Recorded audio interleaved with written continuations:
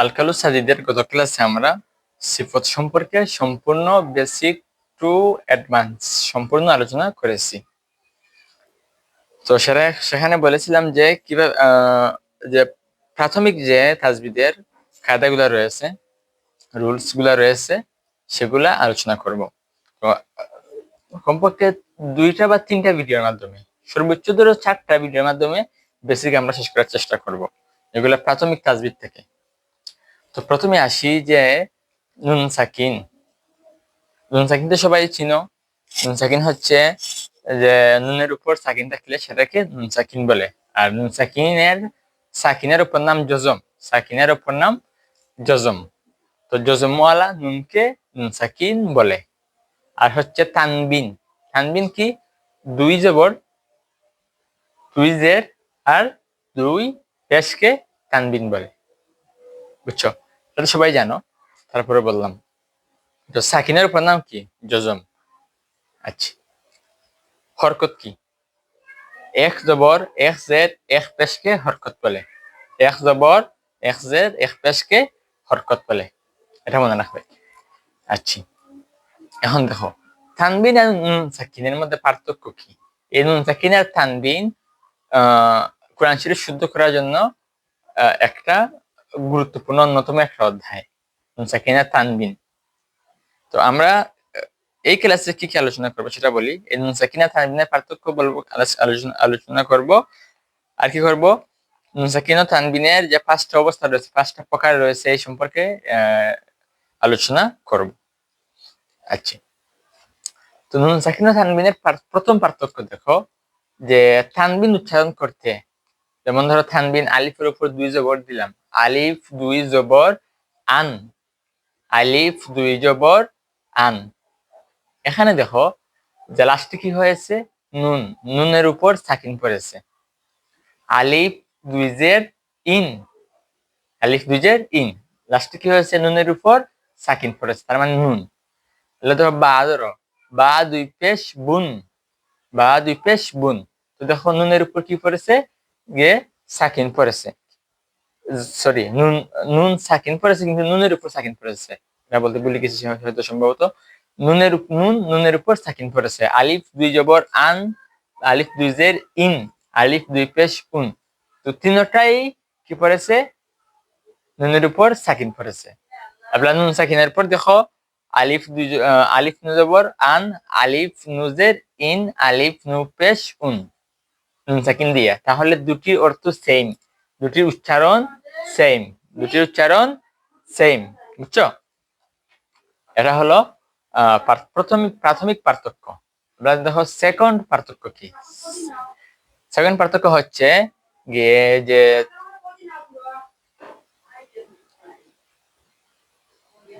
আম্মা রাস্তে। এখন দেখো সেকেন্ড পার্থক্য।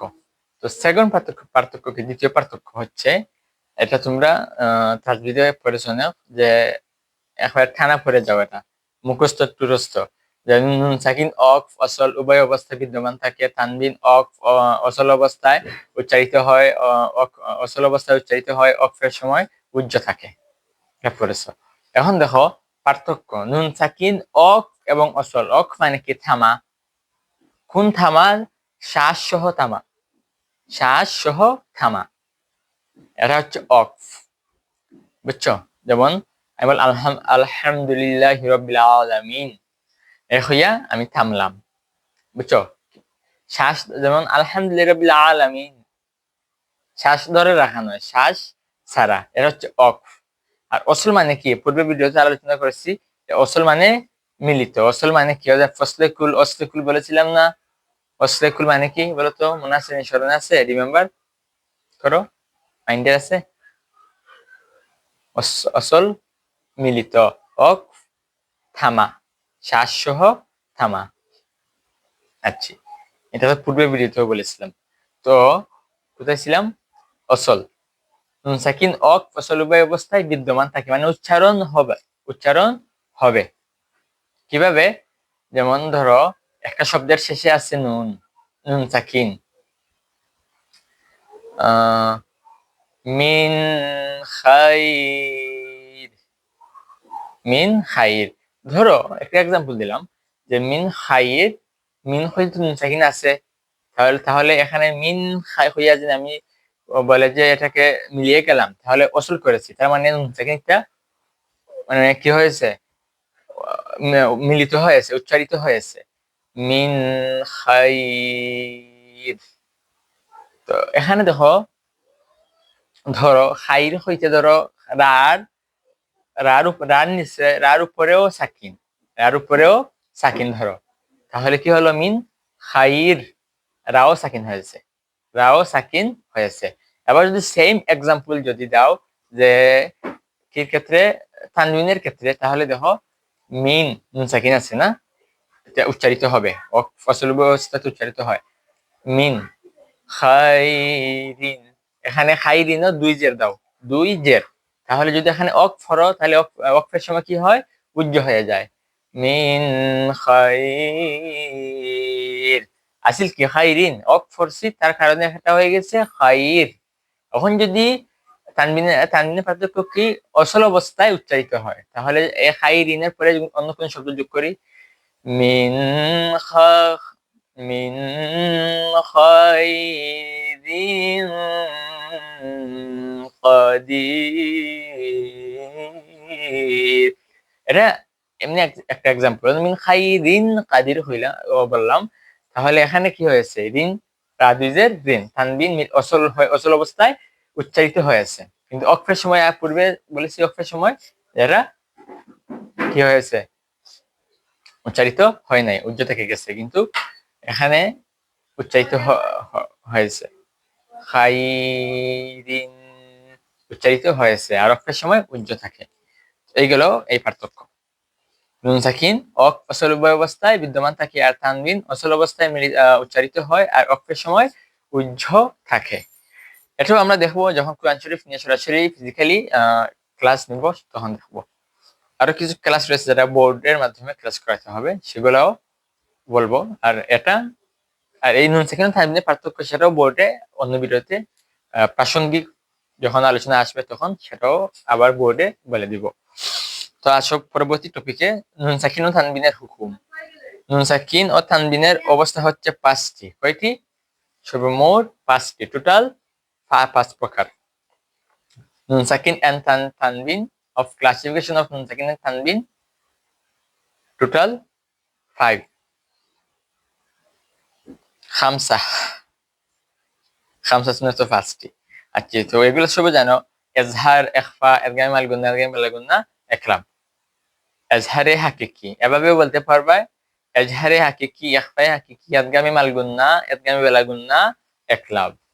এখন দেখো, প্রথমে আসি এজহারে হাকিকি। এজহার, এজহারের অর্থ কি সবাই জানো, স্পষ্ট বা প্রকাশ করা, স্পষ্ট বা প্রকাশ করা।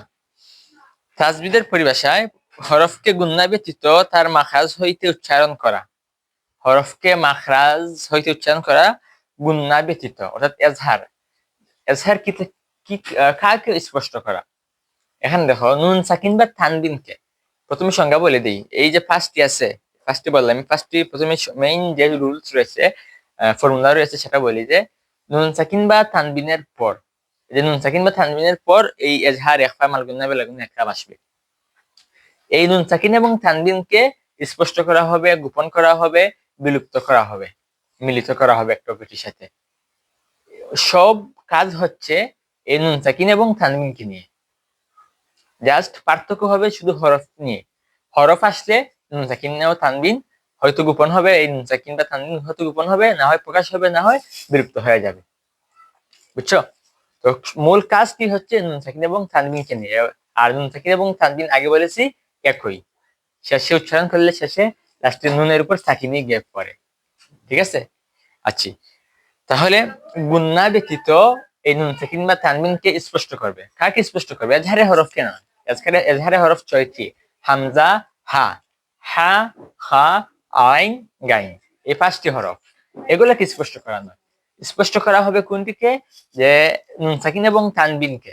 নুন সাকিন এবং তানবিনের পর যদি এই এজহারের 6টা হরফ থাকি, যে কোনো একটি হরফ আসে, সবটি একসাথে আসবে না, যে কোনো একটি হরফ আসলে তবেই নুন সাকিন বা তানবিনকে তার পূর্বে যারা তাক নুন সাকিন থাকুক বা তানবিন থাকুক সেটাকে স্পষ্ট করবে, হরফকে নয়।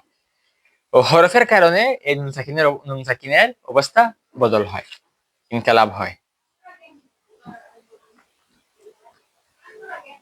তারপরে আছে কি ইখফা, ইখফায়ে হাকিকি। আচ্ছা, এজহার একটা উদাহরণ দিয়ে দিই, যেমন মান আমানা, মান আমানা। এখানে দেখো নুন যে নুন সাকিন, মিম জবর মান, নুনের উপর কি আছে? সাকিন, জজমালা নুন আছে। তাহলে মান হইতে, মান আমানা হইতে এখানে নুন সাকিন আছে, তারপরে আছে আলিফ, আলিফ মানে হামজা আর কি। তো এখানে কি হবে? নুন সাকিনের পর হামজা এসেছে, আলিফ হয়েছে, তার মানে এজহার। এজহার হলে কি করা? স্পষ্ট করে পড়া। কাকে স্পষ্ট করে পড়া? নুন সাকিন বা তানবিনকে। তো নুন সাকিন বা তানবিনের স্পষ্ট উচ্চারণ কি? যে নুনটা সরাসরি ভাবে উচ্চারিত হওয়া। আলিফ মান হইতে এই যে নুন আছে, এই মানটা, নুনটা স্পষ্ট ভাবে উচ্চারিত হওয়া। যদি আমি এটাকে একটু বিপরীত করি, তাহলে মাং যদি বলি, তাহলে কি নুনটা স্পষ্ট হলো? নুন সাকিন বা তানবিন ধরো স্পষ্ট হলো? মাং বললে হলো না। তাহলে কি করতে হবে? এখানে স্পষ্ট করে, নুনকে স্পষ্ট করে, এই যে তানবিনের লাস্টে যে নুন এবং নুন সাকিনের যে নুন, এটাকে স্পষ্ট করে বলতে হবে। কখন? এজহার আসলে। তো এটাকে এখানে গুণা করা যাবে না। মান আমানা, মান আমানা। এখন যদি বলো মান আমানা, এখানে স্পষ্ট হয় নাই, গোপন হয়ে গেছে। কি হয়েছে? গোপন হয়ে গেছে। আচ্ছা, তো এটা কি? আচ্ছা, তারপরে আসো যে ইখফায়ে হাকিকি বা ইখফা। ইখফা এটা হচ্ছে বাবে ইফআল, যারা মাঝে পরে বুঝবে। বাবে ইফআল। ইখফা অর্থ কি? গোপন করা। গোপন মানে কি? লুকানো। গোপন মানে হালকা লুকানো, গুপ্ত রাখা, গুপ্ত রাজনীতি, আন্ডারগ্রাউন্ড পলিটিক্স। এটা অনেকে জানে কারা আন্ডারগ্রাউন্ড পলিটিক্স করে, গুপ্ত রাজনীতি করে। আচ্ছা, তো ইখফা গোপন করা। কিভাবে গোপন করা? এই আমার হাত দেখা যাচ্ছে, হাতের তালু, এটাকে আমি কিভাবে গোপন করব? এই হাত দিয়ে এই হাতে তালুকে গোপন করে ফেললাম, বা এই হাতের তালুকে এই হাতের পিঠ দিয়ে গোপন করে ফেললাম। এটা হচ্ছে কি? ইখফা। কি? ইখফা গোপন বা পুশিদা। পুশিদা মানেও গোপন করা, লুকানো। এটাও ইখফা। বুঝছো? তো ইখফা কি? ইখফা এভাবে হলো যে নুন সাকিন বা তানবিনের পর যদি ইখফার হরফ আসে, নুন সাকিন বা তানবিনের পর ইখফার হরফ আসলে, যে এই নুন সাকিন বা তানবিনকে, ইখফার হরফ কেন, নুন সাকিন বা তানবিনকে গোপন করে পড়বে। নুন সাকিন বা তানবিনকে গোপন করে পড়বে।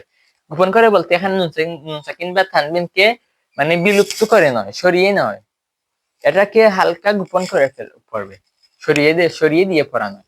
কিভাবে? ইখফার হরফ হচ্ছে 15টি। ইখফার হরফ হচ্ছে 15টি।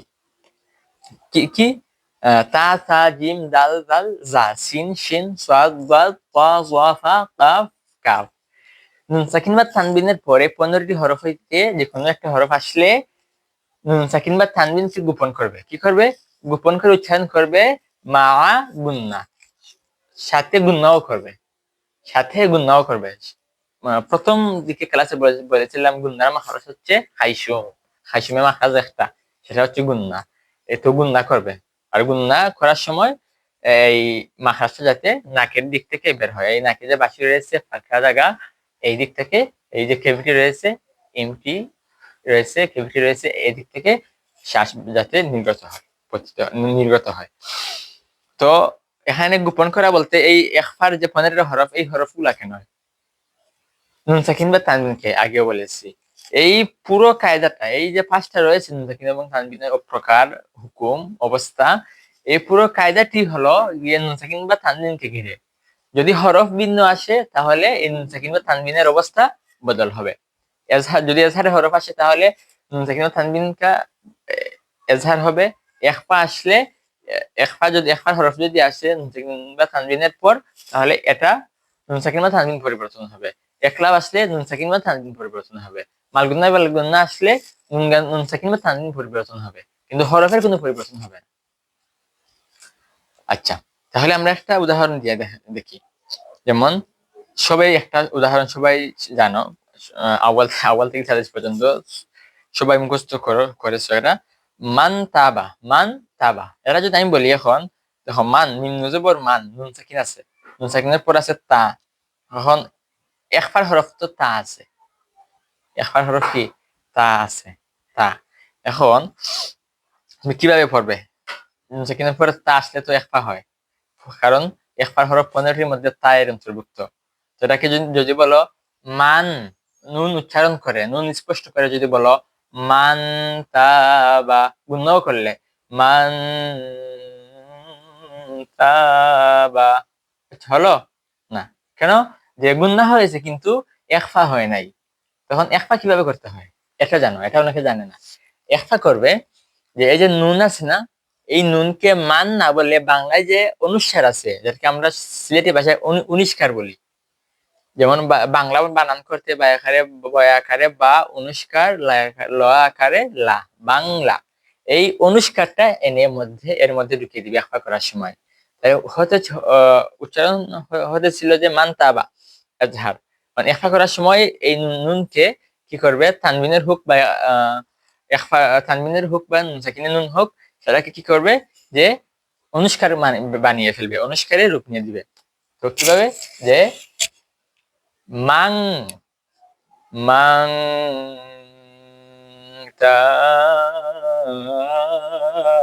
তাবা। তো এখানে দেখো যে আমি মাং বললাম, এখানে নুন কি বোঝা যাচ্ছে? নুন যে মান আর মাং পার্থক্য আছে না? তাহলে নুন বোঝা যাচ্ছে না। নুনটা কি হয়েছে, নুন কিংবা তানবিনের এই নুনটা গোপন হয়ে গিয়েছে, বোঝা যাচ্ছে না, স্পষ্ট হচ্ছে না। এটাই হলো মূল কনসেপ্ট। তো কোরআন শরীফের যত জায়গায় একফার কায়দা আসবে, এই অনুসার দিয়ে তোমরা পড়ার চেষ্টা করবে। যেমন আরেকটা উদাহরণ দেই, in soon, Alif নুজের in, scene দুই পেশ সুন, ইন সুন। এখন দেখো নুন আছে, ইন হইতে নুন সাকিন আছে, নুনের উপর সাকিন আছে, তাহলে নুন সাকিন। নুনের পরে আছে সিন। এখন নুন সাকিনের পর যদি সিন আছে তাহলে কিসের কায়দা হয়? একফা, কারণ সিন হলো একফার হরফ। সিন কার হরফ? একফার হরফ। তাহলে এখানে ইন নুন কি স্পষ্ট করে পড়বে না গোপন করে? গোপন করে পড়তে হবে। তাহলে গোপন করে এবং গুণনার সহিত পড়তে হবে। যদি এভাবে পড়ো তাহলে কি হবে? গোপন কিভাবে করবে? যে বলে অনুষ্কার, ইন না বলে ইং, ইং সুন, ইং, ইং কি ইং, ইন নয়, ইং সানা। এই এটাকে এভাবে পড়বে। আন তুম আছে, নুন থেকে আছে আন, এখানে কি করবে? আং, কি বলবে? আং অনুষ্কার, আং তুম। আচ্ছা, চলো একফায় হাকিকি একফা। তারপর কি আসে? আছে যে এদগাম। দেখো আমি সরাসরি সংজ্ঞা না বললাম, জাস্ট বুঝিয়ে দিচ্ছি। এগুলা কোরআন শরীফের ক্লাসে এগুলা পূর্ণভাবে করা হবে, বুঝছো? মানে সঠিকভাবে আদায় করা হবে। তো তারপরে আছে এদগাম। এদগাম অর্থ মিলিত করা। এদগাম অর্থ মিলিত করা, একটি বস্তুকে অপর বস্তুর সাথে। বস্তু বলতে এটা হবে, তাজদিদ দেওয়া আছে বস্তু, কিন্তু এটা হবে যে একটি হরফকে অন্য হরফের সাথে মিলিয়ে, এমন ভাবে মিলিয়ে দেওয়া যাতে দুটি হরফ এক হরফে রূপান্তরিত হয়, দুটি হরফ এক হরফে রূপান্তরিত হয়, বুঝছো? আচ্ছা, এটা এদগামে হরফ 6টা। এদগামে হরফ 6টা, ইয়া নু মিম ওয়াও রা লাম। এভাবে না পড়ে আমরা বলি যে এদগাম দুই প্রকার, এদগামে মালগুন্না, এদগামে বেলাগুন্না। এদগামে মালগুন্না, এদগামে বেলাগুন্না। এদগামে মালগুন্না কোনটা? এদগাম মানে মিলিত, মা অর্থ হলো শহীদ, গুন্না মানে গুন্না, মানে টান দেওয়া, থামা, শ্বাস জারি রেখে উচ্চারণ করা। তাহলে কি হবে? কি বলছিলাম? যে এদগামে মালগুন্না মিলিত হবে, একটি বস্তু একটি হরফ অপরটির সাথে এক হবে, সাথে গুণনাও হবে, এমন ভাবে মিলিত হবে যাতে দুটি হরফ এক হরফে রূপান্তরিত হয়ে যায়। আচ্ছা, তাহলে প্রথমে দেখি এদগামে মালগুন্না আছে। এদগামে মালগুন্না হরফ 4টা। এদগামে মালগুন্না হরফ কয়টি? 4টি। কি কি? ইয়ানমু, একত্রে পড়লে ইয়ান মু, আর আলাদা আলাদা করে পড়লে ইয়া নু মিম ওয়াও, এই 4টি। এখন দেখো, যদি নুন সাকিন বা তানবিনের পর যদি এই এদগামে মালগুন্না 4টি হরফ আসে, তাহলে কি করবে? দেখো, এই এখানে নুন সাকিন বা তানবিন সম্পূর্ণ বিলুপ্ত হয়ে যাবে। এদগামে মালগুন্নার ক্ষেত্রে নুন সাকিন বা তানবিন একদম বিলুপ্ত হয়ে যাবে। এজহারে আমরা স্পষ্ট নুন সাকিন নুনকে স্পষ্ট করেছি। ইখফাতে আমরা নুনকে গোপন করেছি, ফেলে দিইনি, গোপন করেছি। কিন্তু মালগুন্নায় এসে আমরা নুনকে, তানবিনের নুন হোক বা এজহারের নুন হোক, সরাসরি আমরা এটাকে বাদ দিয়ে দিব। বুঝছো? কিভাবে বাদ দিব সেটা দেখাই একটা উদাহরণ, যেটা দেওয়া আছে সেটা বলি। যেমন মান ইয়ামাল, মিম নুজবর মান, পরে আছে ইয়া। নুন সাকিনের পর, নুন সাকিন বা তানবিনের পর যদি এদগামের হরফ হয়, 4টা হরফ হইতে মালগুন্নার, এদগামে মালগুন্নার 4টি হরফ হইতে যে কোনো একটি হরফ আসে, তাহলে এটা কি করতে হবে? এদগাম করে মিলিত করে পড়তে হবে, গুন্নার সহিত মিলিত করে পড়তে হবে। এখানে এই এদগামে মালগুন্নার ক্ষেত্রে এই যে নুন নুন আছে, নুন সাকিনের নুন এবং তানবিনের নুন আছে, এটা সম্পূর্ণ বাদ পড়ে যাবে। কিভাবে উচ্চারণ করব? উচ্চারণ এভাবে করবে যে নুন সাকিনের আগে যে হরফ আছে, মান বলতে নুনের আগে মান, নুনের আগে আছে মিম, এই মিম, তারপর নুন তো বাদ দিয়ে দিলাম, নুনের পর কি আছে? ইয়া। এই মিমের সাথে এই ইয়াকে মিলিয়ে মিলিয়ে পড়বো, দুই শব্দকে এক করে মিলিয়ে গুন্নার সহিত পড়বো। নুন আর উচ্চারণ হবে না, নুনে কোনো কিছু উচ্চারণ হবে না। বুঝছো? তখন একটা কথা, যেমন আমি বলি মাই, এই যে বললাম মাই, মাই, তো আমি এটা একটু আরবি উচ্চারণ করলে শোনা যায় না। মাই, এখানে দেখো যে নুন কি উচ্চারণ হয়েছে? একদমই উচ্চারণ হয়নি। যাদেরকে মালগুন্নাত, এভাবে নুন কখনো উচ্চারণ হবে না। নুন যেটা আছে সেটাকে বিলুপ্ত করে নুনের আগে এবং পরের যে হরফ দুইটা রয়েছে সেগুলাকে মিলিত করে ফেলবে। তো মাই, মাই বললাম, এখন গুন্না করতে হবে। গুন্না মাহাস কোথায়? খাইশুমে। তো না, তো মাই, তুমি মাই বলো, বললাম, আমি এক করলাম মাই, না বন্ধ করলাম, কিন্তু না খাইতে কোনো শ্বাসই যায়নি। তাহলে উচ্চারণ কি সহি করে কি উচ্চারণ হয়েছে? না। তো গুন্না করতে হলে তো মাখরাজ নাকের বাসি দিয়ে খাইশুমে, তাহলে কি করতে হবে? নাকের দিকে শ্বাসটা আনতে হবে। যেটা কিভাবে হবে দেখো বলি, যে মাই,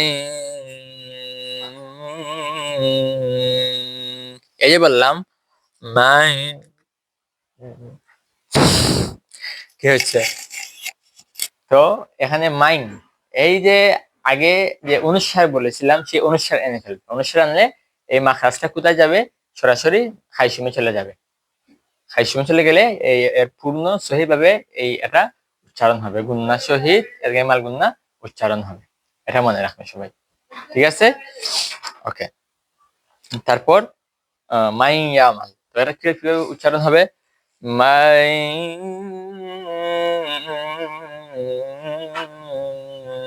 ইয়ামাল, তো মাইন করলে এটা এখানে যাবে। এটা বলো না যে এটা নুনের নুন চলে এসেছে, না, সেখানে নুন ছিল, কিন্তু এখানে মাখরাজটা খাইশুমে নেওয়ার জন্য এটাকে অনুসারে এনে এই পূজা নেওয়া হয়েছে। এটা কি বলে, নাক, এই নাকে নেওয়া হয়েছে। বুঝছো? খাইশুমে নেওয়া হয়েছে। আর ওটা বলি হিত্তাতুন, হিত্তাতুন নাগফির লাকুম, হিত্তাতুন, তা দুই পেশ তুন, তানবিন আছে তুন, তারপর আছে নাগ, তারপর আছে নুন। এই যে তানবিন আছে এখানে দেখো, তানবিনের পর নুন আছে, ইয়া নু মিম ওয়াও, নুন কিসের হরফ? এদগামে মাল গুন্না। তাহলে এখানে এদগামে মাল গুন্না, গুন্না সহিত করতে হবে মিলিয়ে। তাহলে এখানে তুন বলে নুন যে আছে, এই নুনকে বিলুপ্ত করে ফেলবে, এই নুনকে বিলুপ্ত করে ফেলবে। তো বিলুপ্ত করে কি করবে? এই যে তানবিন আছে, এই তানবিনটাকে এই নুনের সাথে মিলিয়ে পড়বে।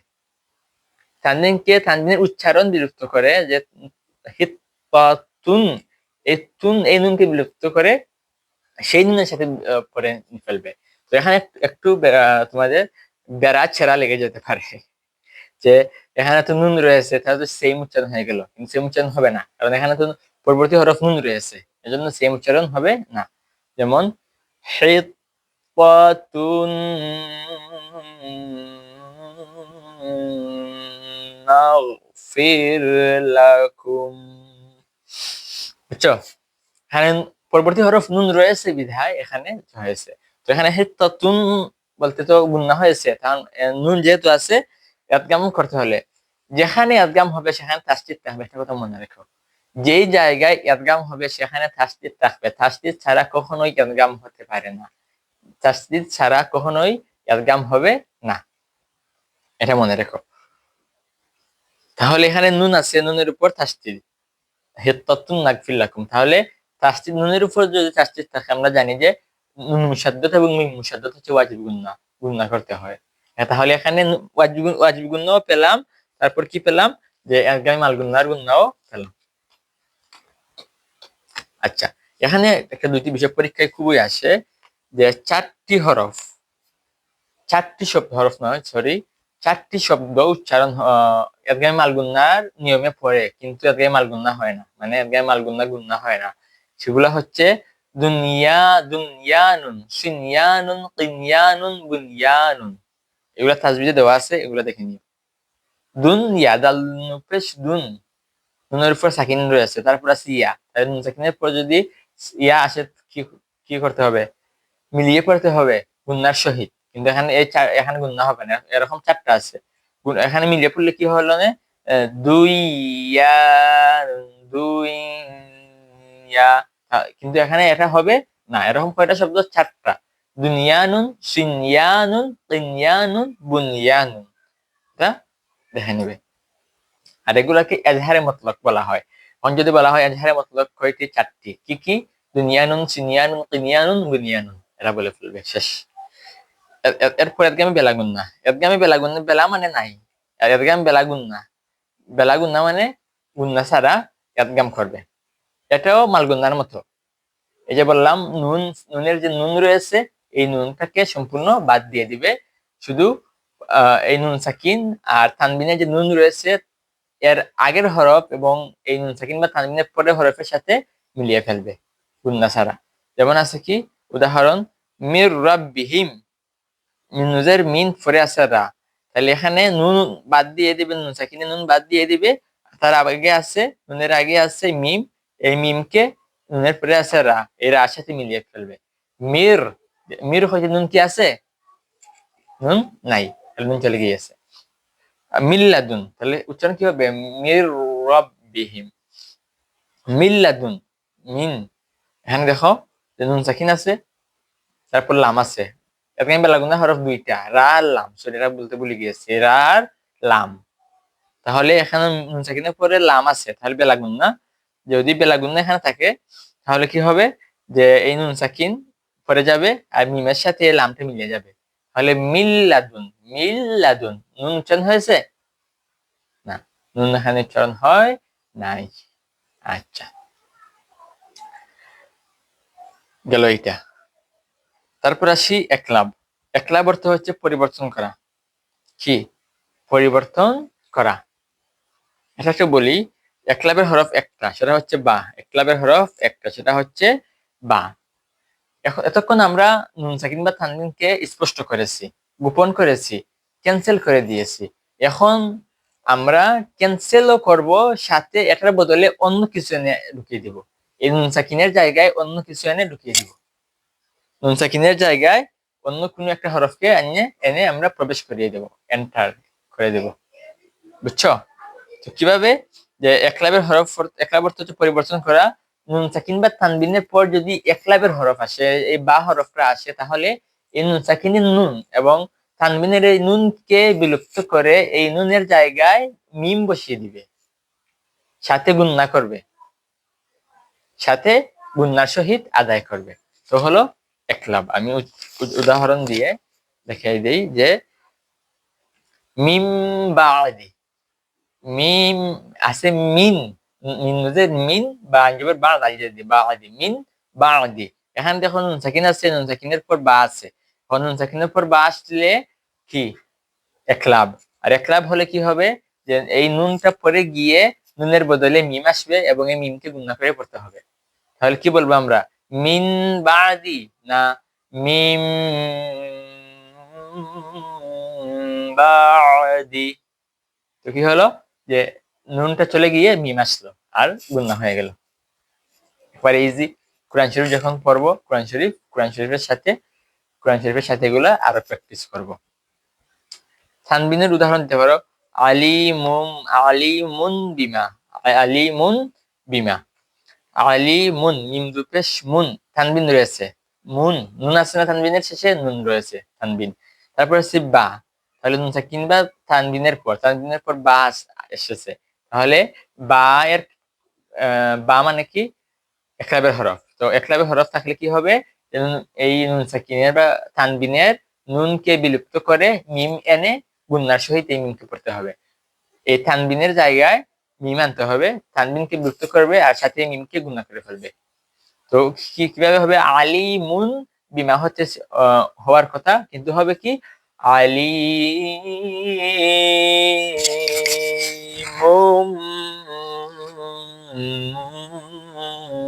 বিমা, এইভাবে। বুঝছো, একদম ইজি। এই ছিল নুন সাকিন ও তানবিনের পাঁচটি অবস্থা। পাঁচটি অবস্থা বলো আর প্রকার বলো। এই এই পাঁচটি কায়দা, পাঁচটি প্রকার সম্পূর্ণ নুন সাকিন এবং তানবিনকে নিয়ে। নুন সাকিন এবং তানবিন বদল হবে, হরফের কোনো বদল হবে না। আরেকটা জিনিস মনে রেখো, যে হরফগুলা এজহারে আছে সেগুলো একফায় পাবে না, আর যেগুলো একফায় আছে সেগুলা এজহারে পাবে না। আবার এজহার এবং একফা যে হরফগুলো আছে সেগুলা এদগামে মালগুন্নায় পাবে না। আবার এদগামে মালগুন্না এজহার একফায় যে হরফগুলো আছে সেগুলা এদগামে বেলাগুন্নায় পাবে না। আবার এদগামে বেলাগুন্না, এদগামে মালগুন্না এজহার একফায় যে হরফগুলা রয়েছে সেটা গিয়ে একলাবে পাবে না। আবার একলাবে যে হরফগুলা রয়েছে বাকি চারটায় এই হরফটি পাবে না। এটা মনে রেখো। আর এই নুন সাকিন তানবিনে আবার বলছি, নুন সাকিন এবং তানবিনের পাঁচটি প্রকার সম্পূর্ণ নুন সাকিন এবং তানবিনকে নিয়ে। হরফের কারণে এগুলা বদল হবে, সবগুলোই নুন সাকিন ও তানবিনের কারণে বদল হবে। সরি, হরফের কারণে নুন সাকিন তানবিন বদল হবে। হরফ আসলে, এজহারে হরফ আসলে স্পষ্ট হবে। কি স্পষ্ট হবে, নুন সাকিন বা তানবিন। ইখফা আসলে গোপন হবে, কি গোপন হবে, নুন সাকিন বা তানবিন। একলাব আসলে এটা সরে, নুন সাকিন বা তানবিন সরে গিয়ে নুন সাকিন বা তানবিনকে মিম বানিয়ে পড়বে। তো কি কি পরিবর্তন হলো, হরফ বা পরিবর্তন হলো, নুন সাকিন পরিবর্তন হলো, ও নুন সাকিন বা তানবিন পরিবর্তন হলো। মালগুন্নাই সেম, বেলাগুন্নাই সেম, নুন সাকিন বা তানবিনকে নিয়েই সারা এই সম্পূর্ণ কায়দা। তো এই ছিল আজকের ভিডিও। তো পরবর্তী ক্লাসে আমরা মিম সাকিনের হুকুম নিয়ে আলোচনা করব। তো দেখা হবে, ভিডিওটি অনেক লম্বা হয়ে গেছে। তো দেখা হবে পরবর্তী ভিডিওতে, সবাই ভালো থেকো।